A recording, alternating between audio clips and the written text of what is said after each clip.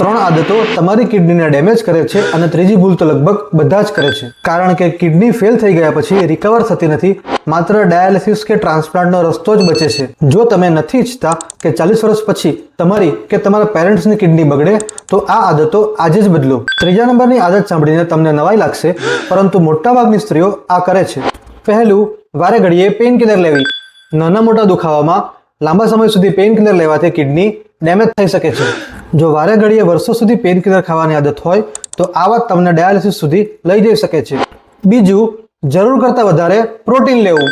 40 વર્ષ પછી અથવા ડાયાબિટીસ કે બીપીની તકલીફ હોય તો વધારે પડતું પ્રોટીન કિડની પર હાઇપર ફિલ્ટ્રેશનનું દબાણ વધારી શકે છે. નંબર 3, પેશાબ રોકી રાખવો. આ ઘણો જ કોમન પ્રોબ્લેમ છે. ઘણા લોકો કામને કારણે પેશાબ રોકીને રાખે છે. હવે યુરિન એટલે શરીરનો કચરો. જો તમે કચરાને સંગ્રહી રાખશો તો તેમાં રહેલા ટોક્સિન્સ અને બેક્ટેરિયા કિડની પર લોડ વધારશે, જેને કારણે યુટીઆઈ એટલે કે યુરિનરી ટ્રેક ઇન્ફેક્શન થવાના ચાન્સ વધે છે અને લાંબા ગાળે કિડનીને ડેમેજ કરી શકે છે. તો આ 3 આદતો હમણાં જ બદલો અને કિડનીને હેલ્ધી રાખવાના ઉપાયો જાણવા માટે ફોલો કરીને કમેન્ટ કરો કિડની.